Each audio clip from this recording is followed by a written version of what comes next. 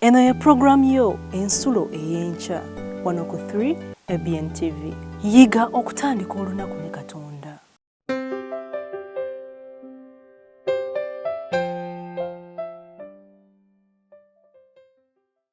Omwagalo andaba ku TV eno tukusaako obubaka buno obuva mu Yokaana 15:14.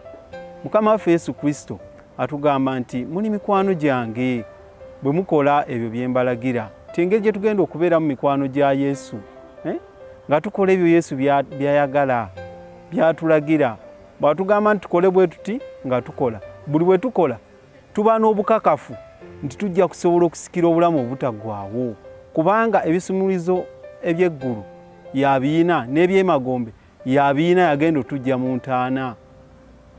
Kale olw'ensonga eyo abaagalwa tufube okulaba ng'obulamu bwaffe tubuwaayo gy'ali, y'engeri gye tujja okubeeramu abawanguzi.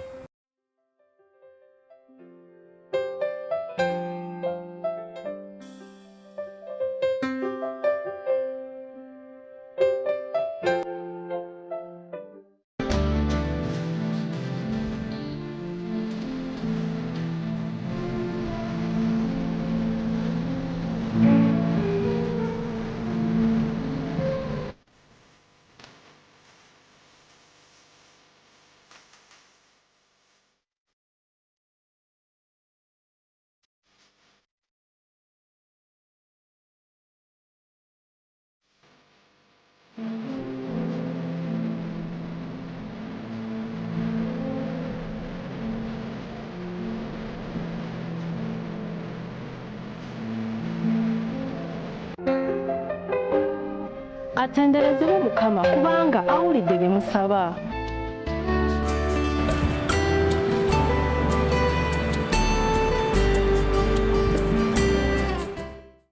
Kwaniriza nnyo mu ngeri ey'enjawulo omuwuliriza waffe atudde mu ddiiro lyo makya ga leero nate okutwegattako nga bulijjo nga tuli mu puroguramu yaffe eno ensulo y'enkya. Twebaza Mukama akukuumye okuyisa mu kiro ate naffe atuwadde omukisa wano ku 3 ABN television okuba nga tukutuusaako puroguramu eno. Nze ali naawe makya ga leero era nze Bavuma Frank nga ndi mukadde w'ekkanisa eya Seventh Day Adventist Central Church e Makerere awo ku Gaddafi Road ng'okkirira ekipande kinene okiraba awo Kampala Central Church. Awo nno we tusinziza.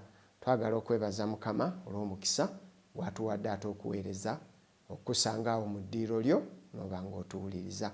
Katwebaze Mukama olw'ekyokuyiga kyaffe ekyaleero. Omutukuvu Yesu, abaana bo ab'obulenzi n'ab'obuwala batudde mu madiiro gaabwe, naffe tuli wano olw'okuweereza.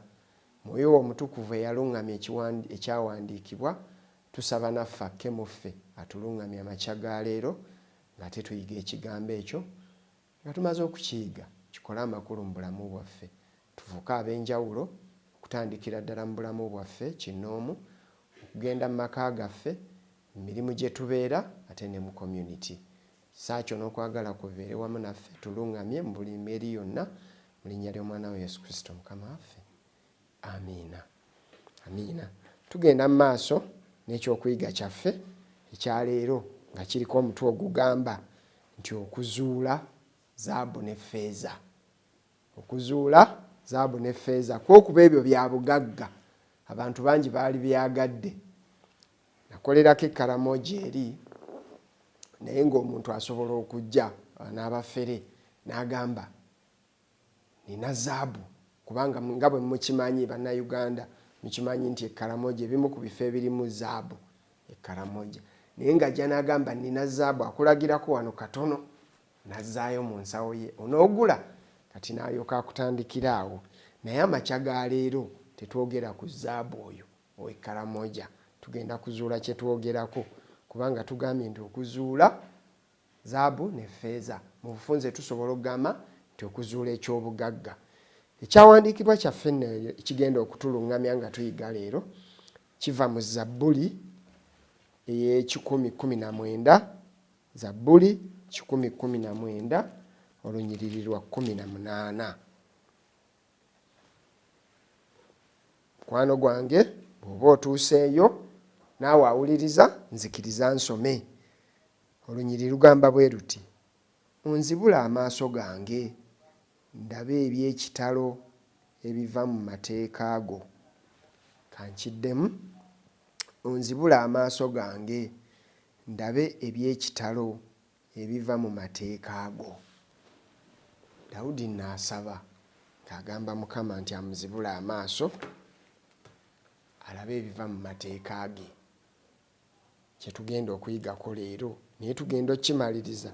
Njagala mukwano gwange atulaba naawe obeere ng'osabye Mukama akuzibula amaaso, oba tugenda okukimaliriza ng'amaaso gange naawe gazibuse ate mu ngeri ey'enjawulo tusobole okutegeera ekyobugagga kye tugenda okulaba amakya ga leero.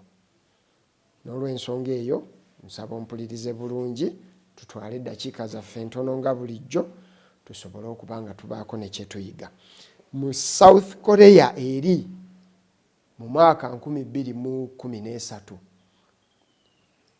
bakkiriza pulaani mu kibuga, bakkiriza pulaani ez'ekizimbe ekigenda okuzimbibwa nga kiriko emyaliriro 27. Bw'ogenda waggulu kirina emyaliriro 27 ng'oyambuse. Ekizimbe kino plans bwe bamala okuziyisa, kaŋŋambe City Council yaabwe bwe yamala okuziyisa nga kikkiriziddwa mu pulaani engeri gye kyali kikubiddwamu 2013, jjukira nkugambye kiriko emyaliriro 27 kigenda kubaako. Batandika okukizimba kubanga bamaze ebbanga nga bateekateeka. Oluvannyuma lw'okukikkiriza, kanso ng'ekikkiriza bamaze ebbanga nga bateekateeka matiriya n'akizimba anaavaawa, ne baleeta kino ne baleeta kiri ne baleeta kino. Ekizimbe ekyo ne batandika okukizimba mu 2019. Ekizimbe ekyo kyatandika okuzimbibwa nga matiriyo bamaze okumukuŋŋaanya yenna bamutadde wamu.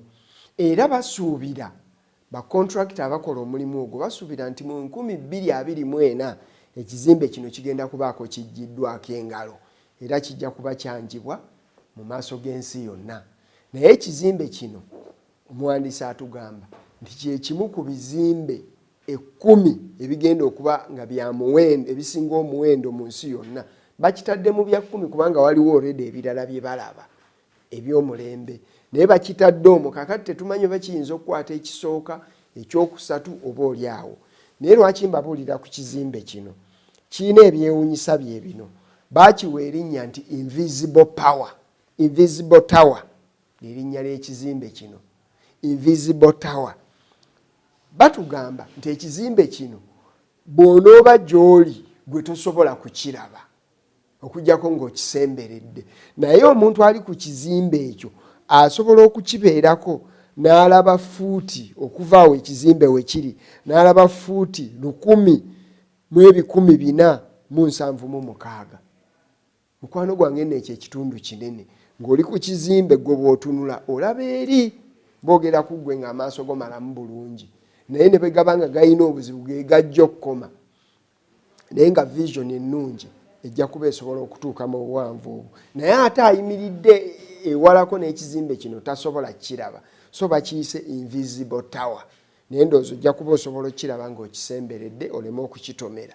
Naye nga bw'oba oli nga bw'onoobeera ababeera mu Kampala nga bw'oyimirira n'ogamba nti eri Mapeera House, ojja kuba ekizimbe kino tosobola kirengera mu ngeri efaanana bw'etyo. Bye byewuunyisa ku kizimbe ekyo. Kakati n'omuwandiisi atugambye wano nti ne Bayibuli yawandiikibwa nga bwe twayize ejjo ku makya. Bayibuli yawandiikibwa ng'erimu ebintu bingi, naye mulimu ebikusike, mulimu ekyobugagga mu Bayibuli eno. Naye ekyobugagga ekyo tukifuna tutya? Kubanga oli agambye bwe tubadde tutunulira ku kizimbe eyo tuvuddeyo kya bugagga kiri awo. Naye kakati abadde ageraageranya nti ekyobugagga ekiri muno kisobola okuba nga kiri invisible.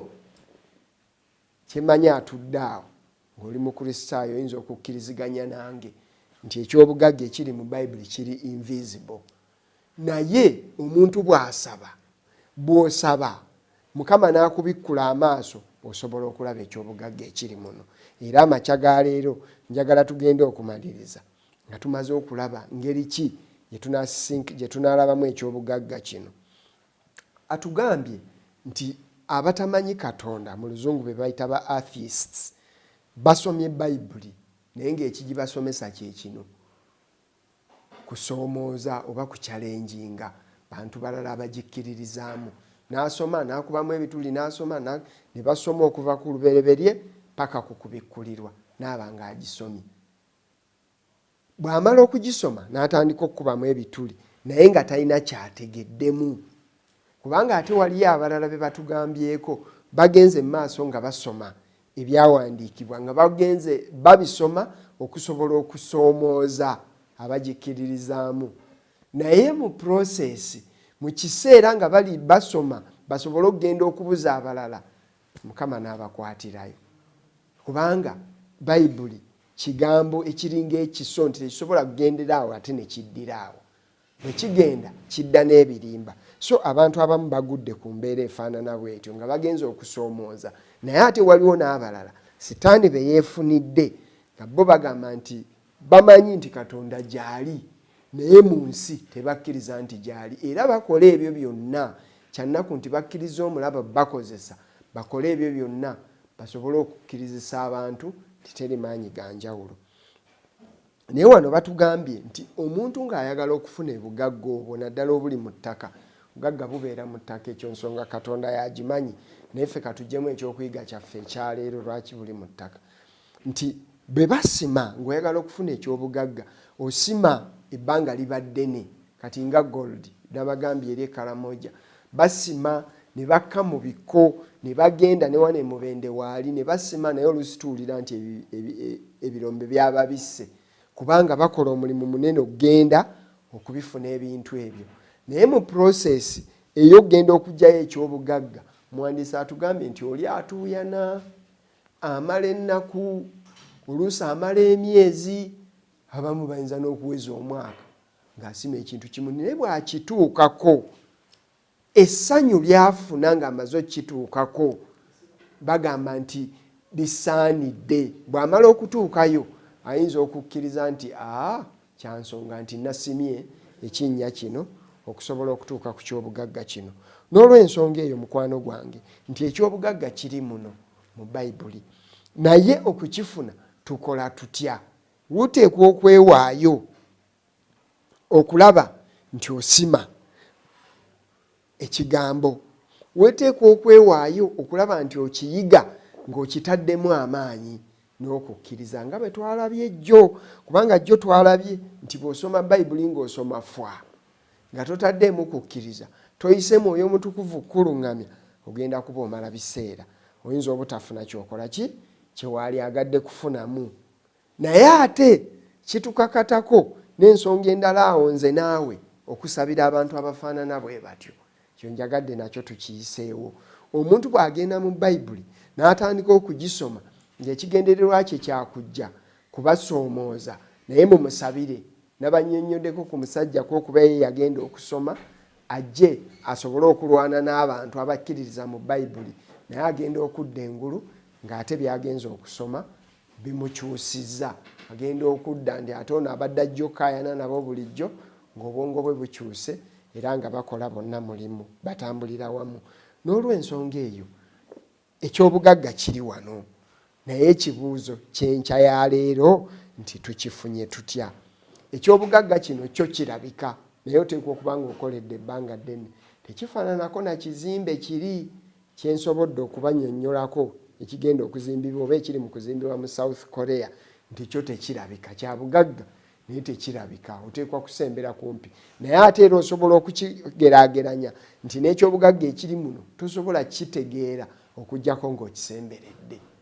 Tosobola kuyimirira wala n'okirengera eri, naye oteekwa era ne Bayibuli kyengezaako okubannyonnyola nti tosobola kufuna kiri mu Bayibuli okuggyako ng'okiwadde obudde n'otuula n'ogikwata n'otandika okugiyitamu n'osaba, oluusi olunyiriri olusoma nno ne wayitawo ebbanga nga terutegeerekeka, naye oba n'okukkiriza kumu nti eyaluŋŋamya olunyiriri olwo ne luteekebwa mu Bayibuli era ajja kuluŋŋamya olunyiriri olwo olutegeere.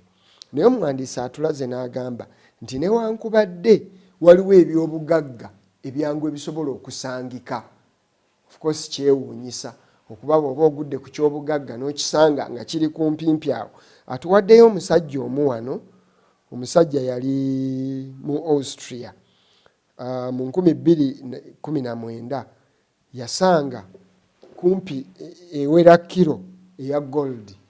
Bagamba nti omusajja oyo yagenda era eyo gye basima ebyobugagga nti naye aba atambula ng'agenze kulambula okubona ku kintu bw'ati ye yakiraba n'alaba nga kilo namba naye teyagitwala kubanga waliwo etteeka mu kifo ekyo nti ekyobugagga ky'osanzeemu okirekamu. Naye ekyali kyewuunyisa mu nsonga eyo obunene obwenkana bwe buti obwa zaabu bwazzeewo butya ne bubeera awo ng'oli tagirabye kubanga ekifo ekyo bwe kikuuma ate ng'olina kusima naye kitegeeza nti waliwo oba oli awo gwe kyaguddeko n'ebirala n'ebirala. Atuwadde n'ekyokulabirako eky'omusajja omulala mu 1975 eyasanga Diamond. Bino nabyo bya muwendo ebimasamasa eri mu ssaza ly'e Kansas mu America. Yalisanga kumpi yali akozesa bwe bayita bu metal detectors ng'akebera. Kati ye akakozesa ali ku mulimu gwe naye n'akeberakebera awo mu bisaaniiko ebiri awo n'asangamu ekyobugagga ekyo. Ekyobugagga nga kyewuunyisa nti Diamond yazza atya mu kifo kino mu ngeri efaanana bw'etyo. Naye ekyokuyiga ekiri mu mbeera eyo omuwandiisi kyayagala otujjirayo ne mu Bayibuli waliwo statements ennyangu okujjamu n'ozipiikingamu. Atuwadde ekyokulabirako n'agamba kati nga mu Yokaana ekisooka essuula ya 4 olunyiriri lwa 8 lugamba nti Katonda kwagala. Olwo buli omu asobola oddutegeera ate bw'olusoma oba oli bw'alwogera osobola oddukwata mangu mu mutwe naye n'okulujjukira kikwanguyira ate nga kyangu kubanga bw'otunuulira Katonda mu bwakatonda bwe gwe n'ogezaako okufumiintiriza olabanga enkola ye yonna yakwagala. Kakati atulaze nti waliwo ebyobugagga ebiri muno ebyangu okusanga naye ate waliwo ebirala ebiri obuziba. Atuwadde ekyokulabirako ekirala nga kiri mu Matayo essuula ya 22 olunyiriri lwa 39 alugamba nti onooyagalanga mulirwanaawo nga bwe weeyagala ggwe. Olwo olunyiriri nalwo abantu bangi balumanyi ate balukozesa n'abatakkiriza mu Katonda balugjayo mangu ne bagamba era omuntu bw'aba alina kye yeeyagaliza naye ggwe tolina kwagala kubanga onooyagalanga mulirwanaawo nga bwe weeyagala ggwe. Kitegeeza nti etaayi gye neesibye nsobola ogiwa mulirwanaawo wange oba omuntu gwe nsisinkanye kubanga mulirwanaawo y'ani? Omuntu yenna gw'osobola eyeetaaga yabeera mulirwanaawo. Oluusi tuyinza okulowooza nti mulirwana wange gwe boogerako yennyumba enziriridde oba gwe muzigo ogundi ekyemmanga. Mulirwanaawo bw'oba ovuza emmotoka yo ku makya owuliriza naye nga bw'ovaawo ogenda kudduka okwata akapikipiki ow'akabooda akutwale wadde tomanyi gy'abeera oyo afuuse mulirwanaawo. Omuntu gw'ogenda okuyitako ku kkubo wali ng'afunye ekizibu oba azirise oba empale yeeyulise yeetaaga akantu okwebikkako atambula alyoka atuuke gye banaagikolera oyo ye mulirwanaawo kubanga ali mu bwetaavu. Ali ku kkubo eyeetaaga amazzi ag'okunywa sukaali amukendedde mu mubiri embeera n'emutabukako kye yeetaaga obuyambi obwo oyo ye mulirwanaawo gwe boogerako. So wano omunnyonnyozi atugambye nti waliwo ebyawandiikibwa ebyangu okusisinkana n'okutegeera naye abamu ne tubikozesa olw'okweyagaliza naye ng'ate enkola entuufu twalibadde tubikozesa olw'okwongera okuweereza n'okutwala omulimu gwa Mukama mu maaso. So waliwo ebyobugagga muno mu kitabo ebyokusisinkana amangu naye ebyawandiikibwa ebyo ebyangu okutegeera era abantu abasinga ababikozesa tebamanyi nnyo Katonda wadde nga bibayamba okutambulira mu bulamu obwa bulijjo. Ye wali okitegeddeko nti waliwo abantu abatakkiriza mu Katonda naye nga bamanyi nti okugaba kirungi. Bangi nnyo batuwa n'obuyambi naye nga ye bw'omusanga bw'omugamba bwe musisinkana n'omugamba nti leero ngenda kusinza ate bye biki ebyo munyonyola you a believer mwe muli bakkiriza kale nze sirina kyenzikiriza manyi ensi yabaawo mu ngeri ey'enjawulo era ejja kuvaawo mu ngeri enjawulo oba ejja kubeerawo ebbanga lyonna. So ye takkiriza naye ng'ate alina ebikolwa ebirungi ebivaamu. Naye ensonga ekinyusi kiri wano nti mu bintu ebyo bye tusanga amangu mangu tebiriimu bulokozi wadde biyinza okuluŋŋamya obulamu bwaffe okubutambuza okugenda mu maaso. Nga bwe nkugambye nti oli eyasanga zaabu eri mu kirombe gye bamusimira naye nga bamusanze awo kungulu teyamugaggawaza kubanga etteeka eririyo nti tosobola kgenda naye wakaawo okuba omuleka awo n'olabako obulabi n'ogenda. Naye kyali kyewuunyisa kubeera omusajja oyo yawandiikibwako. Noono yamusanga Diamond mu kasasiro awo ng'akozesa metal detector ye, naye ayinza obutagaggawala nnyo kubanga osooka n'okyankalana. Naye kino kyaguddewo kitya oba bandabye nga nkijjawo? So mu mbeera efaanana bwetyo. Naye omuntu ateekwa okuba ng'asalawo okuyiga ekigambo kino ng'asazeewo n'atuula ng'amanyi mulimu ekyobugagga kyakola ki kyanoonya. So si byangu kutegeera ebiri mu Bayibuli muno, naye twetaaga okusaba ne tubeera nga twewonza eri Katonda ne tusaba. Era mukwano gwange ampuliriza amakya ga leero, buli lwofuna akadde ng'ogenze mu mirimu gyo, buli lwofuna akaseera ng'ogenda okuyiga ekigambo, funa akaseera katono nnyo ogambe nti Mukama n'oŋŋamya nga njiga ekigambo kyo osobole okundaga ebyobugagga ebirimu. Ebyobugagga ebiri muno ate si byebyensi nga bye tulabyeko eri ffeeza ne zaabu n'ebirala. Ebyo biggwaawo kubanga era bwe biba biggwaawo tubikozesaako akaseera wano ne bimala ne bituggwako. Naye ne bwe biba tebikuweddeeko, mwe bennyini mumanyi bannaggagga ab'enjawulo abafudde ne baleka obugagga obw'enjawulo ne baleka ebitiibwa eby'enjawulo. So ku bintu bibiri ekimu kibeerawo, kikuggwako n'oddamu n'ofuuka lunkupe. Naye bwe kiba tekikuweddeeko gw'osobola ate okukirekawo ng'ate okikoleredde ebbanga ddene. So twetaaga okubeera abamalirivu okunoonya ekyobugagga ekiri muno.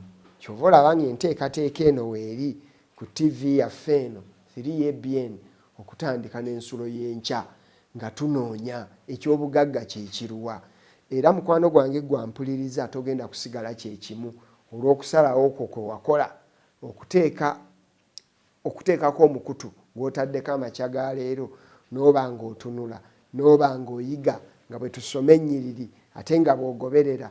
Waliwo ekigenda okubeerawo mu bulamu bwo, bwe bugagga buli Abaganda bwe baliisa obwensibo nti obugagga obwo tebuggwaawo oba weetwalidde ekyobugagga ekigenda okufuula ow'enjawulo mu bulamu buno. Naye ng'ate ne bwe buba buweddewo olina ekyobugagga kiri. Olunaku olwasoose twayiga nti waliwo ebyobugagga ebiyinza okutuyamba okutambula nga Mukama bw'ayagala. Naye ekyobugagga ekimu oba ekisinga ye Bayibuli eno mwe muli byonna bye twetaaga okubeera abantu ab'enjawulo.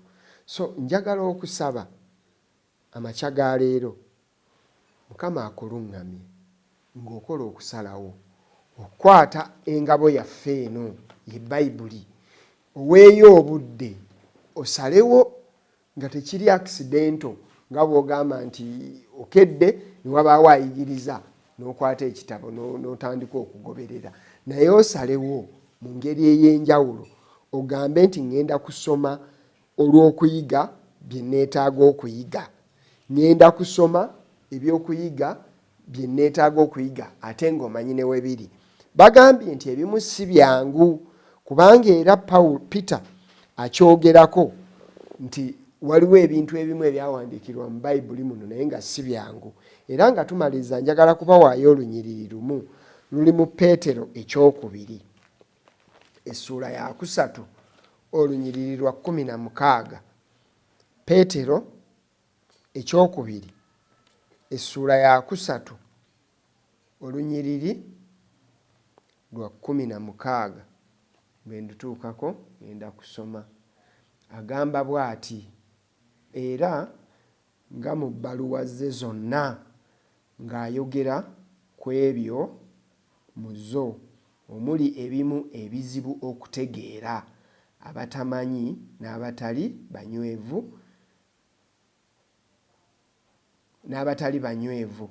Kakati wano nga nkyakomyawo agezaako Peter okutunnyonnyola nti waliwo ebintu bingi ebiri mu Bayibuli ebizibu okutegeera. Naye kyenjagala tunnyuke nakyo amakya ga leero nti ebizibu ebyo tugenda binnyonnyoka tutya.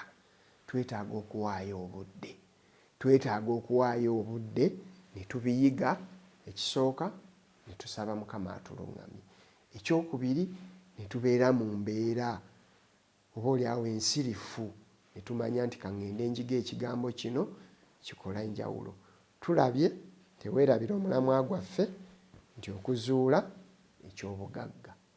Ekyobugagga kye kigenda okufuula omuntu ow'enjawulo mu bulamu kati mwe tutambulira.